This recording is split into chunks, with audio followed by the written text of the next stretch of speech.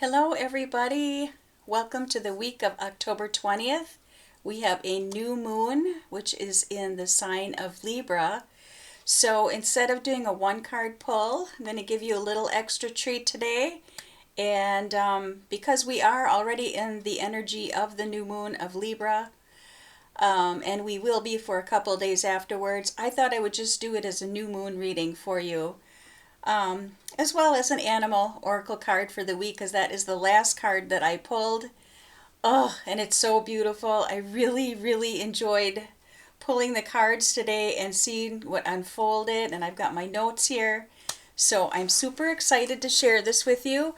Oh, I'm just realizing something, but I'll share that in a moment when I get to the end of the reading. So, yes, new moon in Libra energy. And the energy of Libra is about justice.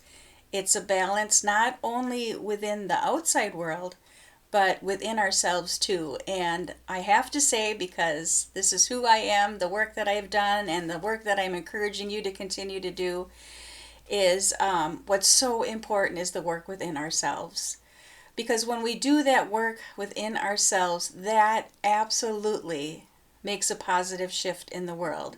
We may not always really see it, but we have to trust and know that it's making a difference.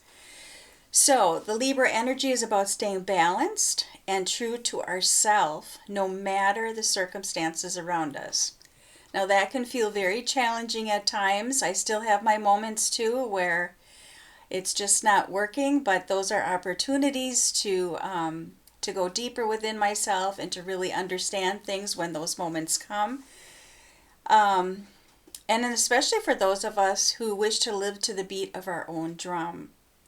I think I actually talked about this a little bit last week too, about living to the beat of our own drum, and that is not always easy because the outside world has this structure and where we are encouraged at times, though it doesn't always feel encouraging to me, to live a certain way. But if that doesn't feel right within our hearts and our souls, it can be kind of hard to go against the grain sometimes. But Libra energy is encouraging us to do that, to be who we really are. It's also about caring for the self, especially when we can't avoid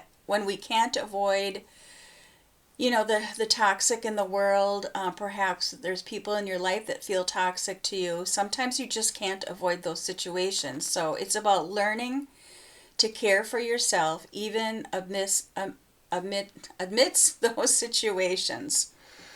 So what's so important in all of that is when we feel off balance is how do we come back to center? One of the easiest ways is really to connect with our breath. And I found myself doing this yesterday, is just really tuning into my breath and just listening and paying attention to the rhythm.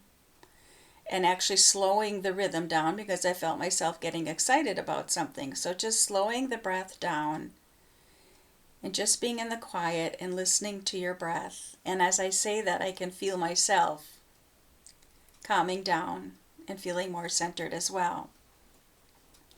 So 3 questions that I want to work with, and this comes from, I kind of adapted it a little bit, but from the Modern Gypsy, website is these questions she posed, though I changed them slightly, but I wanted to give credit to that as well, that's where I saw the questions today. So with the new moon in Libra energy. So I pulled 3 cards, and the first question I asked is, what negative inner chatter do we need to release? We've all got those negative loop patterns that go on and on inside of our head, and they just want to be seen and acknowledged, but don't let them set up camp inside your head. Oh, that can be maddening, can't it? So what negative inner chatter do we need to release? What an interesting card. So I pulled this card from a deck called Wisdom of the Shadow. And the shadow is not something to fear. The shadow, when we bring light to it, is what helps us to release it. So it's interesting that the card is letting go. Letting go, of course, of that inner chatter. What do we need to release? And it just feels so obvious when, of course, we need to let go, right? But what is it we need to let go of?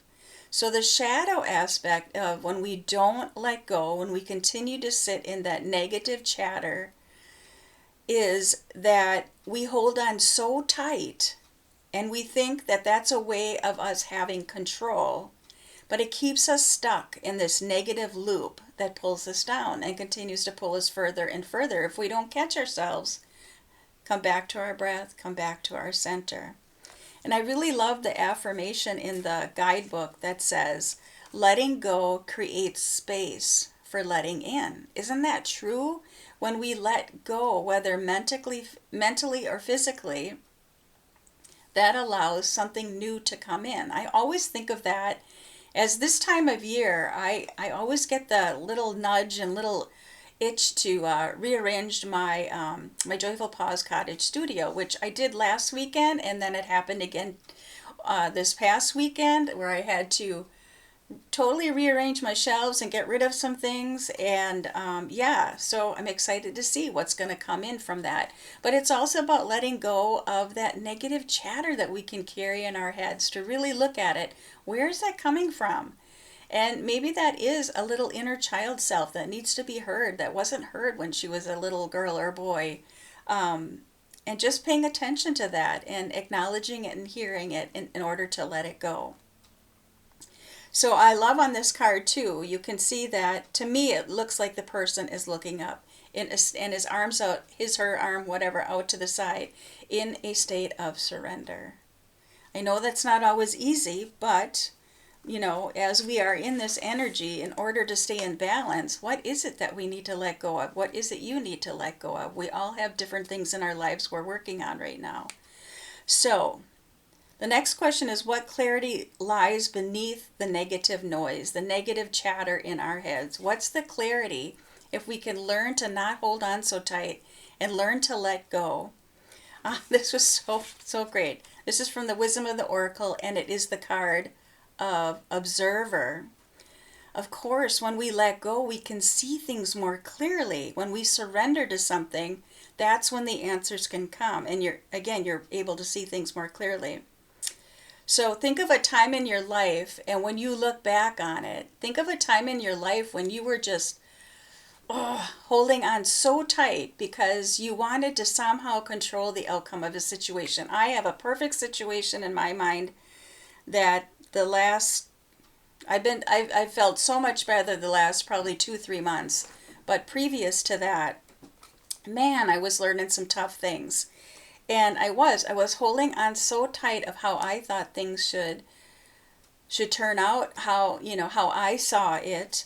But when you let go, you can look back. Just think about those times in your life. You look back and you can see things about lessons that you learned, and you can see it more clearly of what you were supposed to understand from that situation.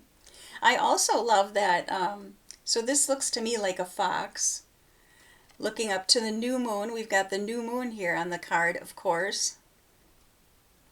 And, I just love, because it's almost like a surrender, like this card also. Fox is looking up to the heavens, up to the cosmos, as helping us to see things more clearly. And again, when we are connected to that higher source, that higher power that also is within us, if we can remember that, we can see things more clearly. But that requires, again, the surrender and letting go. So then the last question is, what boundary or practice or habit will help us with our mental peace? And that I pulled from the Animal Reflections Healing Oracle deck, was mine. And it is Wolf and Heart. So what practice is going to help us to clear that mental chatter and find more peace? And I was just saying this to a client that I worked with last week, who I did a reading for her and her sweet little kitty. It was about not getting stuck up here and dropping into the heart. And earlier I said I was going to say something a little later on, which I just realized I'm wearing a short shirt today with a heart on it, and then I pulled the card Wolf and Heart. So I wanted to just read a little bit from my guidebook of Wolf.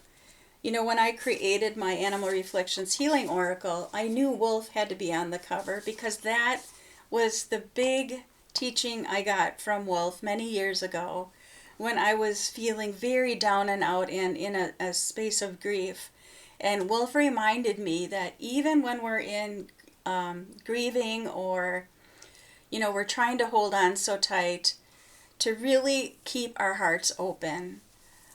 Because when we are in fear or we are in pain, we want to shut our hearts down. But Wolf reminded me that our true nature is love and compassion, and to keep that heart open.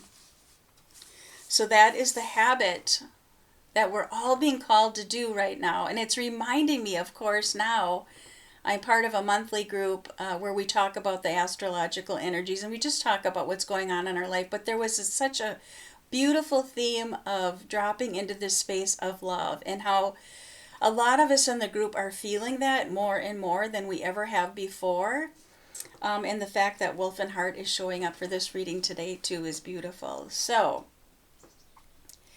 Wolf says, you have traveled long and far, at times through difficult terrain, and sometimes feeling as if you couldn't bear even one more painful moment. But Wolf is here to assure you those emotional aspects bringing you to your knees were integral to your growth and essential to expand your heart.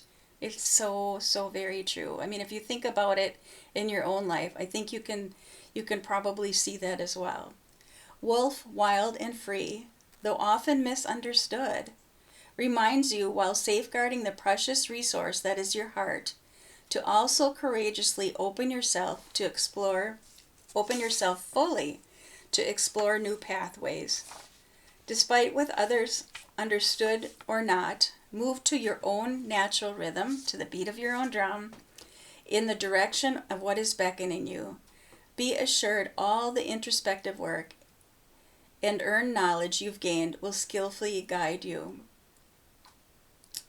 I just had a thought go through my head but I lost it as I was reading that. Oh, I know what it is. Something that I shared in the group that I'm part of it. I'm starting to finally see. I've been on a spiritual journey since my late 30s, about 38 years old. I'm now 62. And I can finally see more clearly and more glimpses of so much of the inner work I've done coming to fruition. Like, I see it around me. I see it especially in my relationship with my husband. I remember I shared with the group, I was so afraid to do this inner work and to walk this spiritual journey all those years ago, because I was afraid it might change the relationship with my husband, who I love so very dearly. But I can say now, looking back, the more I did my inner work, and the more I continue to, it absolutely does change those around you. They feel that energy. They feel that shift. And then they start to make shifts in their own way. And it's so beautiful to see. And I just felt really called to share that. So the journey you've traveled thus far, and remaining loyal to what is true for you, is what is about to take you on yet another adventure and bring you to new territories of understanding yourself. So the more we can let go of that mental chatter and allow to what needs to come in next, the more we're going to understand ourselves, and these new adventures are going to open up. And each time you arrive at another juncture cracking you wide open, stop and bow in gratitude to the universe for this opportunity to stretch yourself even further than you realized you could. Every time you allow yourself to climb the mountain of faith, you will find when you reach the top, a harmonious sensitivity softly lands and settles peacefully within you. This is when you know beyond a doubt you have once again arrived home to the heart of who you truly are. Oh, so let's take in the energy of Libra and learning to stay in balance within ourselves when we can stay in balance within ourselves, I just truly believe this, and I've seen it in my own life. It does affect those around us. It positively affects those around us. Now, maybe not everybody, but maybe that. And then I think right there we have to remember they're on their own journey too. So if our positive energy isn't affecting someone in our life, they're just not ready for it yet. And we just have to honor where they are at as well. Not always easy, but we have to honor where they are too. So I hope that was helpful. A little bit longer reading today just because we are in the new moon and energy of Libra. So I hope that was helpful, and I will see you again next week. Have a beautiful, beautiful week. Take care, everyone. Bye-bye.